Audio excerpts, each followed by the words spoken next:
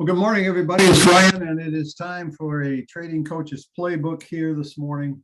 And I'm glad to be here with you. Let's see if I can. There was a permission thing. I was trying to start talking, and it turned out I didn't have the permission set up yet. So got it now. Hey, Will, how you doing, buddy? Who else is in the room? I can't see everybody unless you check in and say hi. So I'm saying hi to Will. You can just pop in there and let me know who's here. See some friendly faces. But let's go ahead and get started here. We've got our disclaimer up there for a reason.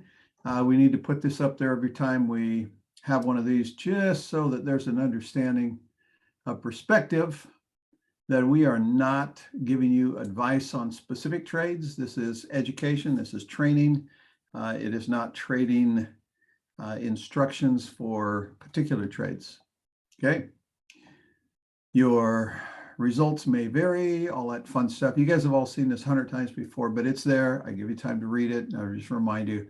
My intent, guys, as an educator, as a trainer, as someone trying to impart some knowledge to you, is that you get something out of this that is actually valuable, that is usable. And sometimes what I give you is specific training on particular aspects of the trading skill sets, reading a chart, making a decision, trade size, management, risk management, all these sorts of things that we talk about from time to time. But also there is just a true desire on my part to give you good information, and it comes, as an educator, as a trainer, as a coach, as a trader. I've been around this long enough to develop some pretty healthy skepticism, and that skepticism comes from just human nature. People don't change. Technology simply amplifies human nature. That's what I believe. Technology, opportunity can amplify, but it doesn't change human nature. And I've become cynical, and then I become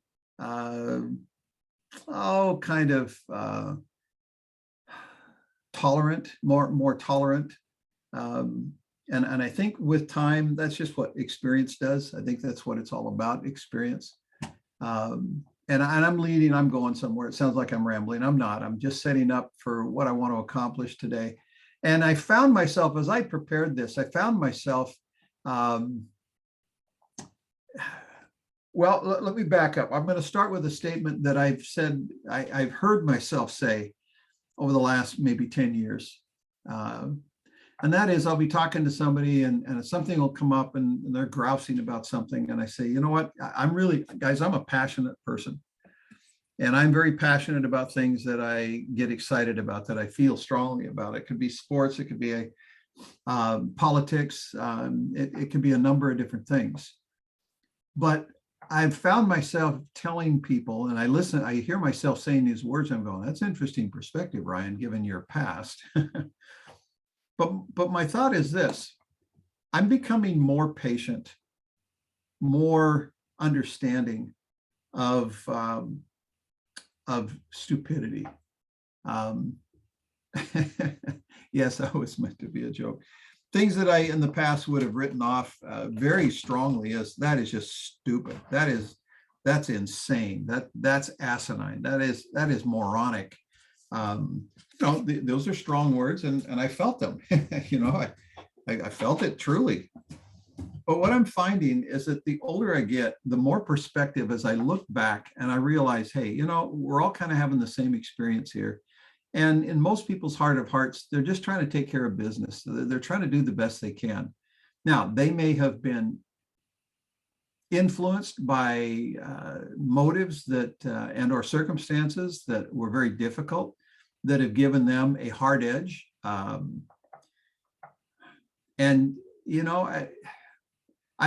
you live long enough, you realize, I'm not supportive of that. I think I may have strong feelings that what a person does is absolutely wrong. It's boneheaded, it's moronic, it's ridiculous. But as I have more experience with people and myself, and I look at myself and my own failings and weaknesses, I'm becoming a little less impatient. In other words, I acknowledge that, you know, that the person probably isn't really a bad person in their heart of hearts, but they're doing some bad stuff and it came from somewhere. And so maybe I can be a little bit tolerant of that or a little bit more patient with that. The other thing is, hey, you know, that person may be literally trying to do the best they can, but it is the best they can. And it may fall way short of what I would expected or what I would hope, but it's probably, you know, I give them the benefit of the doubt. It's probably the best they can, they have. Now, why am I saying all this? Because guys, the subject I chose to work on today, and let me share my screen. And it should be, is it that one? Let's go with this one right here. Here we go. All right, are you seeing the full page that says Traders Coaches Playbook and my picture on it? And then when I change,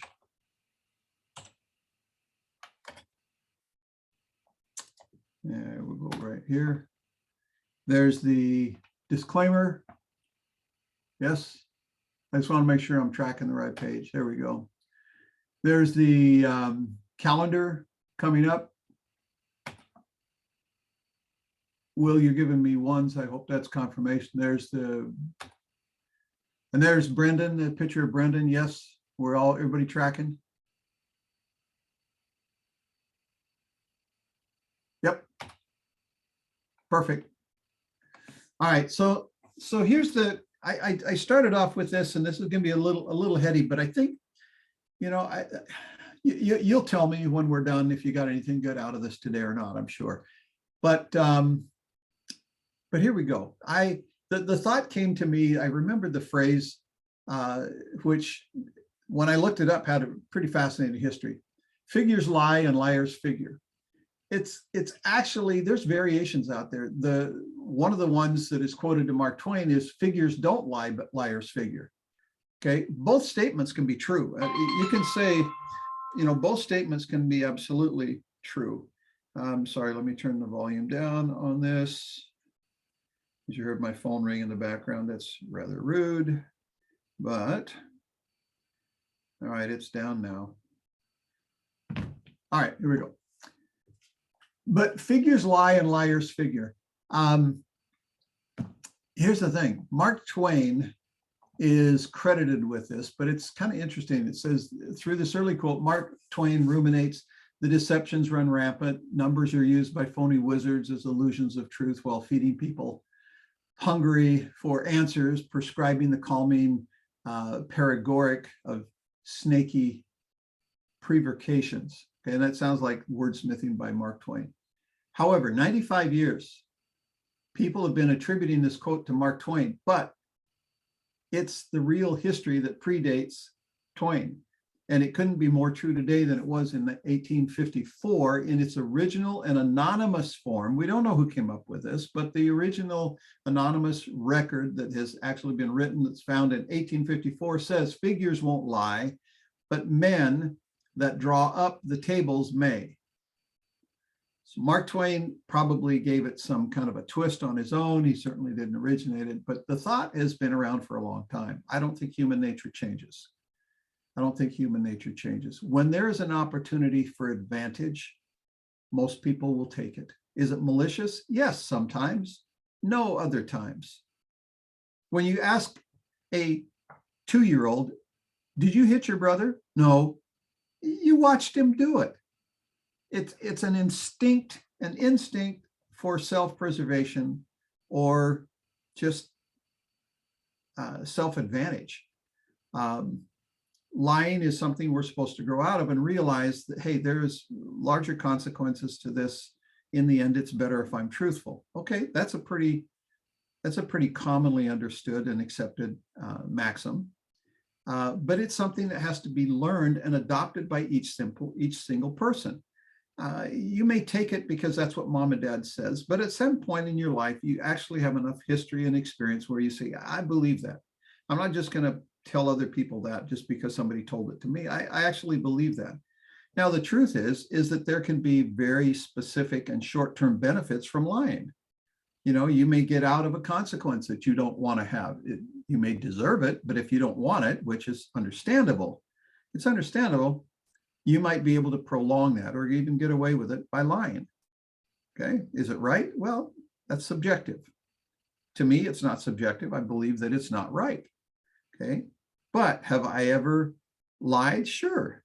Have I done it kind of with just a little twinge thinking, that really wasn't much of a lie, but, you know, I didn't really tell them everything. I didn't have to. You know, human nature is what it is. And when there's an opportunity for gain, people will tend to take it.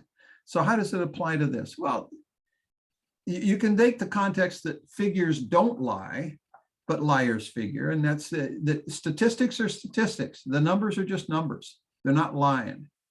Okay, but you can take and you can manipulate those numbers. You can manipulate that data to pretty much say whatever you want. Is that true? Absolutely. It's done all the time. But figures can also lie. If a person collects data with a bias, looking at the data, a very obvious conclusion can be completely wrong because the data was skewed. So the data can lie. Okay. If you have good data, then you could say the figures don't lie, but someone could still take good data and twist it, manipulate it. Okay. So I like what Barry says. Mark Twain was a writer. I think he was more than that, but because I know a lot of writers that can't do what Twain did, but he knew how to transmit the information to us in a simple way that we would remember it. I believe that. Okay, I believe that. And also, I appreciate the comment above that, which said, it's one of my favorite things, computer programming, garbage in, garbage out. Exactly. So it's how you present the data, it's how you collect the data, and then it's how you interpret the data. Okay. So my advice to you is always treat data with a critical eye. It's just too easy for someone to interpret or manipulate it.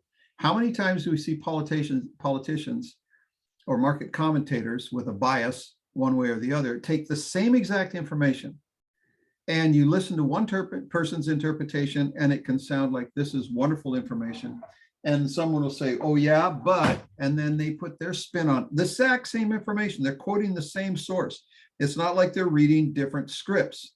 They're reading the same script, but the interpretation can be wildly different. Okay. When we listen to news, I was taught, and I observed some truth to this, that the markets oftentimes do not react to the specific news because sometimes what you find out is the market has already reacted to the news before it comes out. Well, did that mean it was illegal or somebody manipulated the data? No, not necessarily.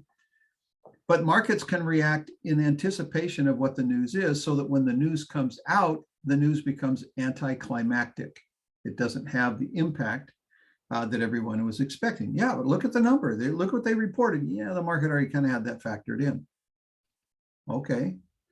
Sometimes, and this is often the case, folks, you will have news that is presented by prognosticators, by info people, info guys or info gals, whose job it is to read something off of script, and the script is written by somebody whose job it is to make it interesting because they are putting programming out there and they're trying to hold an audience. So somebody's going to write something that they think will sound good and hold an audience, and then some info person who looks good on camera or sounds good on the radio will deliver that message because it's all about their content. Now, markets oftentimes do not react the way you would think because of the news. I gave you one example that the market already had it factored in. Another example would be that the market is reacting to some specific information, and it is not the information that's being reported in the news, because what's being reported in the news is being reported because they have to say something. They can't have dead air. So they're talking. And a lot of times the markets didn't respond to the news that was announced because the news that was announced wasn't relative. It just wasn't, it wasn't right. Okay. Now let's talk about manipulation, because sometimes data is specifically manipulated. The hockey stick is a reference to, it's not exclusive to this, but it was popularized by Al Gore's movie about the inconvenient truth, very controversial. And I'm not getting into climate change. I don't want to argue with that anybody, but I will argue this. The hockey stick was a pile of crap, okay? It was a quintessential, perfect example of market manipulation. You take a chart and you narrow in on a specific part of the chart because it fits a narrative. And the information is 100% accurate. The data is accurate. And the story that's being told or the conclusions that are being drawn from that are 100% in the opposite direction. You take a chart that may have 2,000 years of history on it, and you chop out 80 years, you blow it up, and it may, because it looks dramatic and it supports your narrative, and then you talk about this as if it's gospel. Well, that's data manipulation. That's historical data manipulation. The context, if you look at the history, you look back and you look the whole 2,000 years and you go, wait a minute, where's that thing you were showing me? Oh, it's right there. I can't even see it. Oh, I see this little spot right there. Oh, yeah, but in the context, that it doesn't mean what you said at all. Okay? Statistics can and are manipulated all the time. I see this stuff on CNBC, MSNBC, even Bloomberg sometimes, because people will come on who have an agenda, and they'll have this guest speaker who will throw up a chart, and I look at that and I go, okay, that's interesting.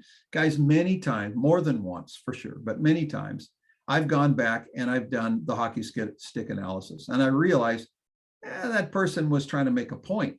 And so they were using this particular piece of the chart to make their point. Okay. When I look at the bigger picture, I'm smart enough. I'm going, you know what? I don't see that. I see a different point. Well, that's my prerogative. That's my prerogative. I'm just telling you guys that it doesn't matter if you're hearing it from me, which I'm not presuming that I'm some authority figure, but I mean, I'm talking, you're listening. So don't take anything that I say as just gospel without checking it out. I want you to check it out. I'm saying it because I honestly believe it. Okay. But could I be just another talking head with an agenda or a product to sell, where I may be really good at sounding legitimate, really good at sounding convincing and honest? Sure. And many people are willing to just go off of that. Well, that sounds good. You know, they look like an honest person. It made sense to me. So I, you know, here's my credit card, or whatever that might be. Okay. I would want you to be critical of everything. Does that mean you're cynical? No, you don't have to be cynical. Just allow that human nature is what it is. It has not changed in a long time and probably isn't going to change, which means there's usually a motive behind everything. Now, can that motive be a good thing? Absolutely. Can it be a very devious, dastardly thing? Absolutely. Well, which one is it? You don't know, not initially. But guys, this is part of growing up. This is part of recognizing that human nature is what it is. Advertising has never stopped. People have been selling things from the very beginning, and the first thing anybody ever sells, whether they do it consciously or not, is themselves. Everybody sells themselves. Some do a very poor job of doing that. Others do too good of a job of doing that, right? But there's a motive. And so one thing that I have become really kind of keen on is Maxims. I love maxims. I have a list of about 25 to 30 of them that I think are very powerful. I bring this up because oftentimes short, simple explanations to complex things are used to manipulate people, to give them a sense that, wow, see how easy this was? Now you understand this complex process because I taught you this little saying. Well, a maxim is a simplification. Averages, percentages to draw quick conclusions can be a little misleading. They can be a little dangerous. Here's the thing you need to understand about maxims, and this is the way we learn, guys. A maxim is a reverse engine. It is a simplification of a much more complex subject. If you can't reverse engineer where that maxim comes from, if you can't relate to it from personal experience in your life so that you comprehend what it simplifies, then the meaning, what it's trying to convey to you, can never, ever be fully comprehended. You can say, oh, yeah, that's a good saying. That's a good saying. What does it mean? Well, no. Guys, the reason there is a short saying, let me give you an example and I'll come back to this page. There's a reason for this. I fear Greeks bearing gifts. Okay. What does that mean? Somebody give me the historical reference. What does that mean? I fear Greeks bearing gifts. Now, if you were to say it, the original Laocoon, I guess, or Laotian, is that it's Timeo Danaeus et dona ferentes. Okay, and that means I fear the Greeks even when bearing gifts. Reference? What's the reference? Oh, come on, somebody. Oh, excuse me, there's 3 messages I can't see. I got to scroll down. Here we go. The Trojan horse. Yes. Yes. The Greeks, the Trojan horse was the gift that brought down a culture. I fear the Greeks even when they're bearing gifts. Okay, if you didn't know the story behind the Trojan horse and Helen of Troy, it would be lost on you. The context that we might be looking at today is beware of Greeks bearing gifts. How about beware of geeks bearing data? That would be the corollary to our time frame. Beware of geeks bearing data. Folks, the ability to access information since the internet became available and has expanded has literally become incomprehensible. In 2020, the amount of data on the internet hit 64 zettabytes. A zettabyte is a trillion gigabytes. One way to estimate the size of the internet is to look at the amount of information created, captured, copied, or consumed on the web. Guys, there's a lot of information out there. Is it true? I hope you're skeptical that some of it may not be true. Are there laws governing false advertising? Yes, there are laws. But who's monitoring that? Well, there are people that are supposed to do that. Guys, how do you monitor 64 zettabytes, 64 trillion gigabytes? How do you monitor that? Well, I don't know how you do that. It's subjective. Information that is out there is motivated by something. It could be good, it could be bad. I don't know what it is, but it's motivated by something. Bert says there's not enough hours in the day. That's exactly right. There is not enough hours in the day.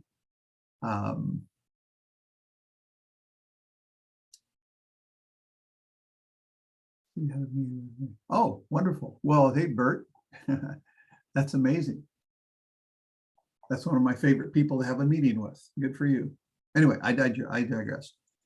More and more people are living on the net, guys. It bothers me. It bothers me to see myself when I sit down at a restaurant with my wife, it's just the two of us. We're waiting for the person to come over and we're both on our phones. Okay. I make fun of this stuff and yet I catch myself doing it. But some people literally are living on the internet. We tend to be truthful ourselves and we kind of expect that others are going to do the same thing. But the truth is, you got to be careful with this stuff. Is false advertising actually prosecuted? Yes, it is. I looked up. There are tons of laws. And it says they're being more aggressively applied today than they were 10 years ago when the internet was just getting started. True, I get that. But I guarantee you that the amount of information out there on the internet has grown quantum times faster and in larger proportion to the amount of monitoring that's being done. And I looked that up too. It's just, they can't. There's just too much stuff out there. It's important to keep in mind that when you cross, now this is a direct quote. I should have put this in quotes. This was from a legal article, a paper written by a legal scholar. And it says, while this is an extreme case, because they gave one example of somebody being prosecuted for false advertising on the internet. And it was pretty egregious. Okay, great. And they said, well, this is an extreme case. It's important to keep in mind. Now, this is, I should have highlighted this, but I want you to catch this, all right? It's important to keep in mind when you cross too far over the line, there can be serious consequences for engaging in false advertising. That, my friends, is the warning voice that you better pay attention to. That's the reality. Yes, there's laws. Yes, people are prosecuted. Yes, there are laws about misleading information. Okay, my gosh, what has politics done in the last couple of years? We have criminalized the idea of misinformation. Okay, we've created this, oh my gosh, you know, it's a new word that we can, man, it is such a great word. Misinformation is so awesome.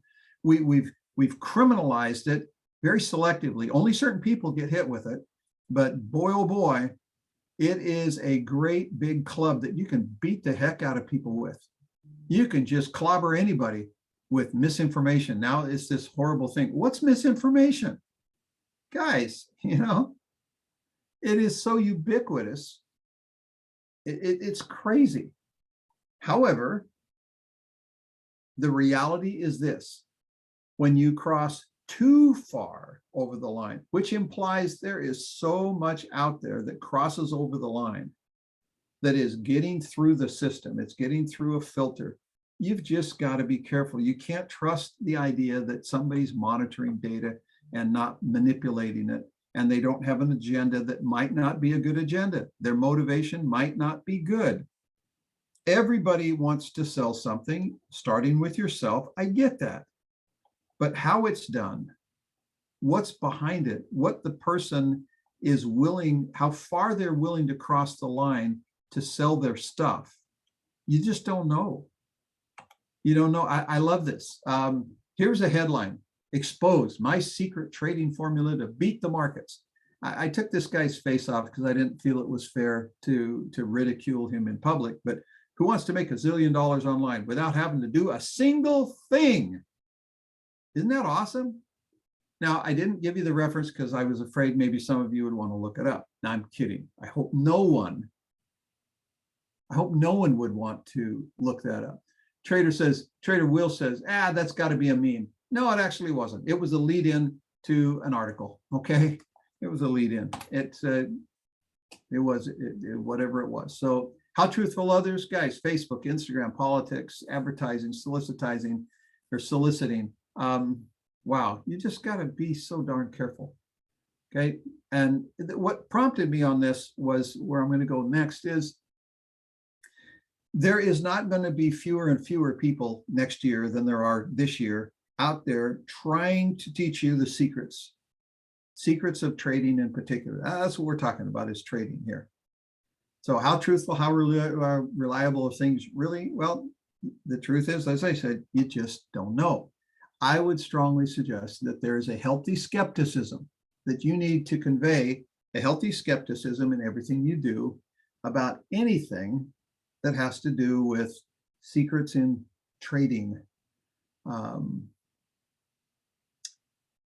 So how do you wade through the never-ending clamor and promise for the next or the final trading secret?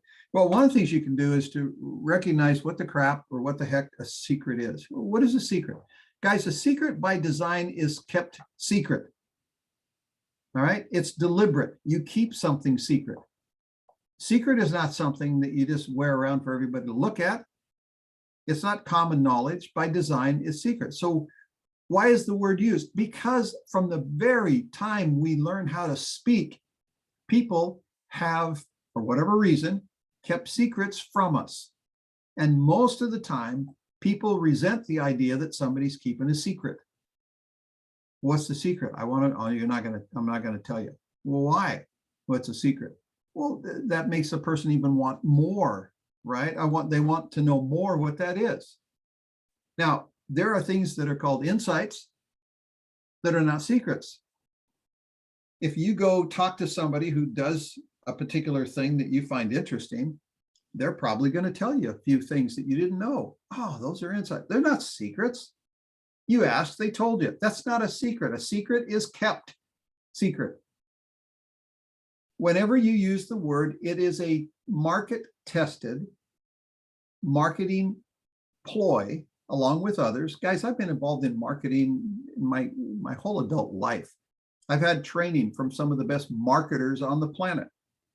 I have had people tell me, and this is kind of an aside here, guys, but I'm going to go there. I've had people tell me, oh, Ryan, you could make millions. I can show you how to make millions of dollars. And I'm going, well, that's interesting. Oh, man, you've got so much talent. You could talk to people, da, da, da, da, da. Let me show you. You let me teach you. And okay, so show me. And I get into that training, and I've had this with several people. I start to feel dirty. I start to feel, and now it doesn't mean that their enthusiasm isn't, oh my gosh, they're enthused, because they've stumbled onto something that they think is a secret. And what is that? I've learned how to manipulate people, Ryan. I can manipulate people. I can get people to buy anything, no matter what their objective are. I can get them, and I'll teach you how to, you can make so much. I've made so much money. They don't say I've made the money manipulating people, but that's exactly what they're saying. Okay. Now, someone who sells you a car, helps you buy a car, are they trying to manipulate your decision making? Yes, they are. In the end, if you like the car, you don't begrudge the process. Okay, it was part of the deal. And I get that. In order for a decision to be made, there has to be some aspect of sales. Something has to be convinced. You either convince yourself or somebody else helps you see it, and you make a conclusion and you convince yourself. You say, okay, I get that. I want to do that. Okay, that's a sales process. I get that. But it is so ripe for for abuse. Back to the people training me. When I started to feel dirty, when I started to see that there was no ethics whatsoever except lip service, they had simply discovered how to manipulate people, and they were doing that to their advantage, to the best of their ability. At that point, I told one guy who was extremely successful and was kind of trying to promise me the moon. He said, hey, what's your problem? And I said, I don't want to be you. Quite frankly, that money is not the object here. It doesn't matter. I don't care. I don't want to be that. I don't even want to know how to do some of the things you know how to do. Because number one, I certainly don't trust you. I can see your motives. And I told him that. And I said, I'm not sure I'd trust me if I knew how to do that. That's scary stuff. Guys, it is an art form. It is studied. There is so much money on the line. Marketing and merchandising is an art form. Is it bad? No. Nothing is good or bad except by comparison. What are they doing it for? How are they doing it? Is there any ethics involved? That becomes the thing you have to be careful of. You have to be careful of. And people who learn how to do this, maybe they're being trustworthy, maybe they're not. Maybe they're using this skill, because it is a skill, based on the reality of human nature and how people respond, they may be very good at that, and they may be doing it for good reasons. They may not be doing it for good reason.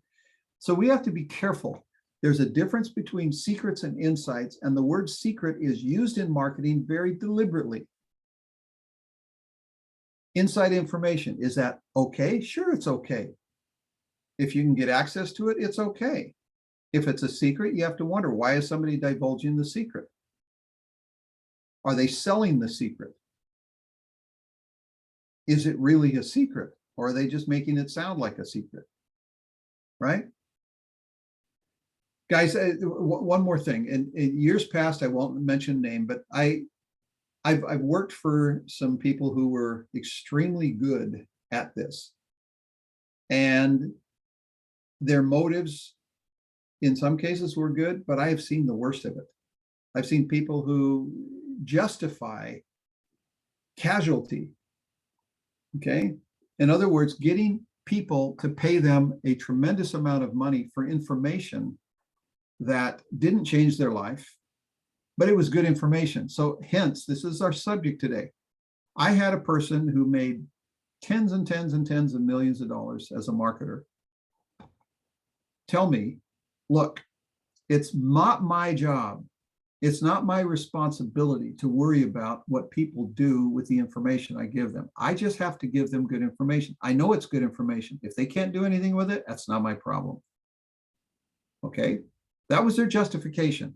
I gave them good information. They paid for it. It's not my problem if they can't do anything with it. Well, that seemed a little callous to me. I mean, I understood the logic behind it. But now, when you look at the actual performance, all right, because I was involved in the company, I could see the data, all right? And here's what I saw. A lot of people paid for this information. The vast majority could not do anything with it. In other words, it didn't change their life. Was the information accurate? Yes. Was it valuable? Yes. But the vast majority were not benefiting. That begs the question, why? His response was, it's not my problem. He got the money. He felt justified, not my problem. I had a problem with it from an ethical standpoint. And when I dug into it, I found out that it was the way the information was being conveyed and how, and the lack of help interpreting or implementing that information. As I got to know some of these people, these are successful people. They've been successful for 20, 30 years, and they've run several businesses, but they got this, which sounded great to them, and they tried it and it didn't work. You got to wonder, wait a minute, these are successful people. Were they willing? Did they understand the principle that you have to pay money sometimes for good information? Yeah, they did. Did they put in work? I knew they did because I talked with them. I saw how hard they were working. Well, what was missing? That's where I developed a whole part of my life, was helping people figure out how to translate good information into actual results. But the person who was doing the selling, who was giving the pitch, who was receiving the money, said, hey, and there's honest to goodness, guys, as long as I can pull out these letters, because this person would get letters from, I mean, if you have 100 people that go this way, and let's say 6 of them or 7 of them are very successful, which statistically there will be that. But if 6 or 7 out of 100 would write you a letter telling you how wonderful this is and how great this has helped them, yada, yada, yada, and 94 people didn't, what kind of a mindset do you have to say, I don't care about the 94, look at these 6. See, I'm justified. See, everybody else, you need to buy this. You need to participate. See, look at these letters. Guys, this is the way marketing is done. This is why you have to be skeptical, not cynical. You can't assume that everybody's doing it, but I guarantee you there are plenty that are. Behind every sales pitch, there is some folks are behind sales pitches. There are some folks who are simply taking those 3 or 4 letters and waving them in front of the crowd just to keep the machine producing money for them. They don't care about the rest of them. As I said, I spent a good chunk of my professional life, many years, working with those people who were very good, very smart, very, very committed, and helping them take that information and translating it into something that actually worked. That was very gratifying to me. Okay. The information was good, but the way it was presented and the process of translating that information to actual results, it wasn't there. And for some, they could care less. All right. Let me tell you Pete's rule. Pete was is still a Wall Street trader in Chicago. Okay. Very successful as a trader, has traded in many prop houses, a proprietary trading firm, run his own market making firm. And Pete told me, as traders trade, he said, there is 20% of my trades that make 100% of my profits every year. 20% of my trades make 100% of my profits. I said, wait a minute, does that mean the other 80, like 8 out of 10 trades, you lose money? He said, no, they break even, or they make a little bit, or they lose money. Okay, it costs money. He said, but 2 out of 10 trades make enough money so that it overcomes all of the trades that were slightly positive, slightly negative, or really negative. I said, wow, how do you deal with that on a daily basis? He said, people, traders, they only focus on the trades that make them money, and it keeps them coming back for more. I said, well, but you're successful. He goes, yeah. But he said, I'm an exception. He said, of all the professional traders, most of them are net negative at the end of the year. They're net negative. They are trying, and they keep trying until somebody fires them, because they see those winners every once in a while pop up, big winners, and they're after that. But in the end, they let their losers run too far. So he said, that's a maxim. 20% of your trades will make 100% of all of your profits. You know what, guys? I have seen that.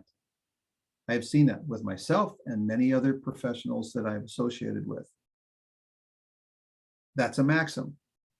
But if somebody just says 20% of your trades will make all of your profits, you go, oh, okay. You don't understand what that means unless somebody teaches you the backstory and understands the context. It's just a maxim. Now, somebody could say that and then say, well, that means, and then feed you a line of hooey, and they could say these are proven statistics. It is. But what they're interpreting or what they're using to extrapolate may be totally manipulated for their benefit and not yours. So are there really secrets that you are being offered, exclusively offered? Guys, I don't think so. I really don't think so. There might be. There might be, and I suppose I could say there are, but how do you know? How do you sift through that all? There's such a thing as trade secrets. Is that same as trading secrets? Well, it can be. Trade secrets is pretty generic. Trade secret is something that's protected for a reason. A trade secret is protected. For example, and I only use China for a reason. I'm not trying to offend anybody, but I have personal experience with this. Personal experience that in business in China, it is very common. In fact, it's ubiquitous that there's a whole different mindset of what a trade secret is. A trade secret is something that you know that I don't, that I haven't found out yet. If I find it out, good for me, no matter how I do it, because it's valuable and I'm supposed to seek out an business advantage. And if I can figure it out, I will. If I can steal your stuff, reverse engineer it, hey, where's the harm in that? I have to do that. It's a different mindset. Okay. So for very good reason, you have to be careful when dealing with China. Could I put other countries there? Yes. Even maybe the United States? Yes. In certain environments, sure. If you have secrets that someone could benefit from, you better keep them secret or they will no longer be a secret. All right. What we should be doing is searching out insights from those who are willing to share them. Are there people that are willing to share them? Yes. Sometimes it's free, sometimes it's not. Is it worth paying for great and good information? That's a great question. Yes, it's worth it. Can you get some stuff that's free that's very valuable? Yes, you can. Guys, you're not paying for these sessions right here. At least, I'm not getting any payment out of it. So why am I doing it? Because I believe it's important. And I like personally to share things that are valuable, that I think are valuable. Do I keep secrets? No. Do I charge? Yes, I do in certain circumstances, but am I willing to give what I think is good information to people who are honestly seeking it? Yes. If it's people who don't care about it, no, I'm not going to tell them anything. I don't need to. I don't have to. But if somebody wants to learn, and I have that heart, that feeling that wants to give, I've maybe to a fault. I've been criticized by marketers that I've worked with. You're giving too much away. Well, okay, you're not charging enough. Okay, so we'll charge some more. But guys, some people have just a heart that says, hey, I found something out. I learned something the hard way. And if somebody else is going down that same path, I'm quite willing to say, hey, let me help you out. Let me share something with you.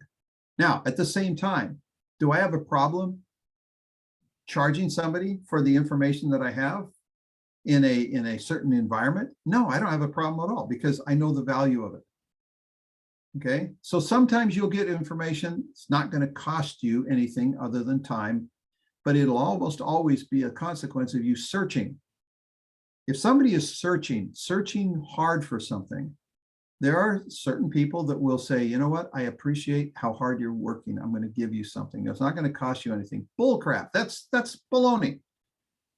It's free. No, it's not. That's a bad word. Well, there's no cost. That's two bad words. I don't think anybody's going to give you anything valuable if they don't appreciate that you're looking. That's a cost. You're paying a price. You are looking for something. You're anxiously engaged, and even a blind squirrel finds a nut every once in a while. There will be certain things that will fall into your lap, but it's because you were looking. Other times you pay money for it, and that's okay. You're going to pay money for it, and sometimes you'll get your money's worth and sometimes you won't. That's just the way it is. Now, one other context point here. You're familiar with that meme or that illustration of all the blind experts, scientists, researchers studying an elephant. Each one of them has accurate information that is totally not in context. An elephant is a big round thing that is wrinkly, and it's about 2 feet in diameter, and it sits on the ground and you can't lift it. I tried. It's kind of rubbery. What are they're describing a foot. Okay. Somebody else is describing the tail. Somebody's describing the ear. There's all different kinds of niches in expertise. When it comes to trading, there will be people that will be very excellent in reading charts. They'll be very excellent in every little detail. You're going to be a product of the experience that you have, and you're going to relate to some people a whole lot more than others.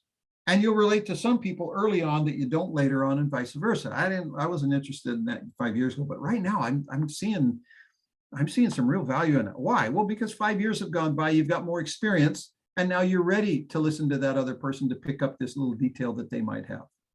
Good. That's okay. You're going to be a product of the people that you learn from, that you associate with. I'm going to stop and say right now, because there's context of what I'm talking about. I know in my heart Rob Roy's heart. Okay. I have seen a lot of people in this business that I don't trust. I may have liked them, I may have associated with them, but I don't trust them because I don't trust their motives. Is Rob a marketer? Of course he is. He has to be. He has to sell himself first, and then he has to be able to impart the things that he passionately believes in with regard to trading. Does it come with a price? Yes, time and money. It's compensation. It allows it to continue. If there was no money exchanged, nothing would continue. There would be no incentive to continue it other than a good heart, but that only goes so far. I know that in the confines of Rob's sphere of influence, my personal belief is that you can trust. Okay, you can trust it. However, doesn't mean that you don't swallow whole. You make sure it fits you. You analyze it. You make sure that the context is right. And then you develop a level of trust based on past experience. That's how we work. But how many times have you had a good experience with somebody and then suddenly they disappoint you? Well, some people will take that and they will throw them over the cliff. Other people, I think, more wisely say, well, because of the good history, we had one miss here. Does it change the big picture? No, it doesn't. Okay, I'm going to watch carefully, but there's a lot of good history. Let's see if we can't get back on track. I think that's a healthy attitude. Okay, guys, when you and as you pursue this endeavor of trading, please recognize your objective, and it may sound funny, your objective is not to make money. That's not your objective. It's a bad way to go about things, guys. Your objective is to have a lifestyle. That's what it should be. The question is, how do you finance that?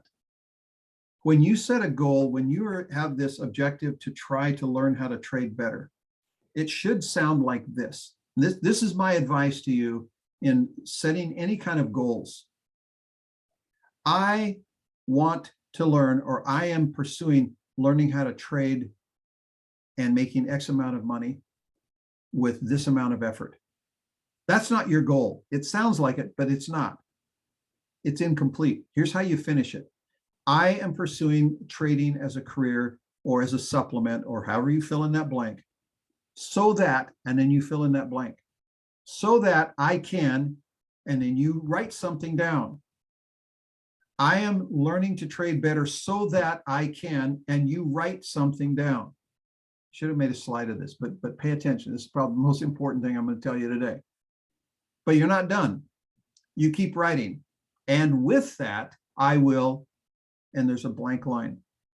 So I am pursuing trading as a career or as a supplement, whatever that is, so that I can, and you write that out.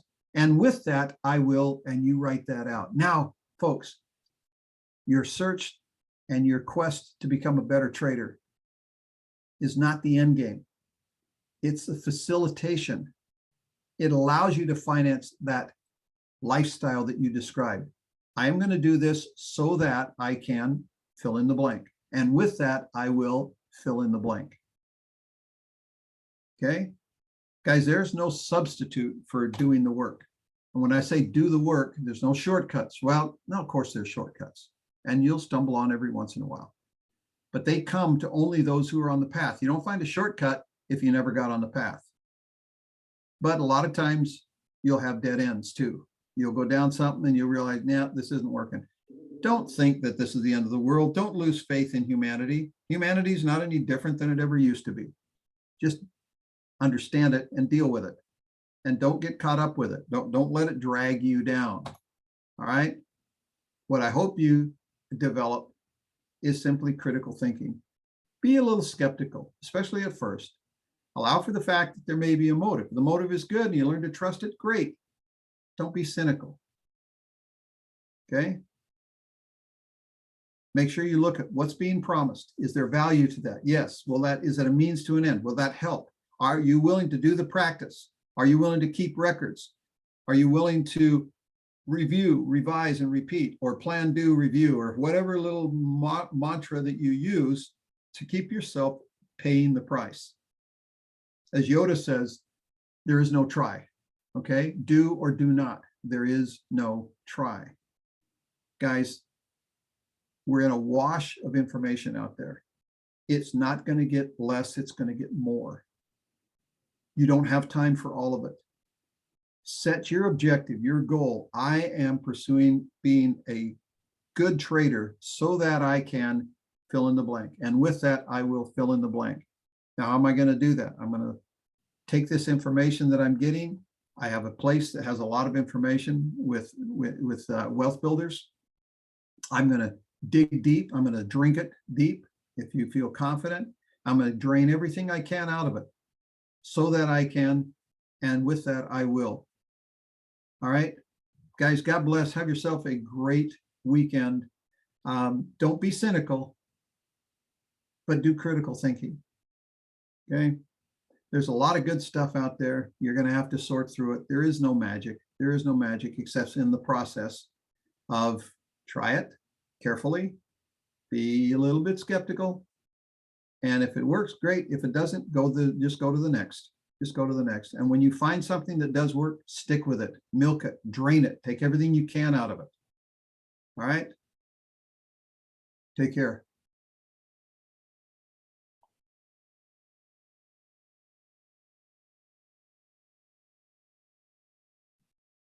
You're welcome, everybody. I'm just reading some nice comments. Thank you very much.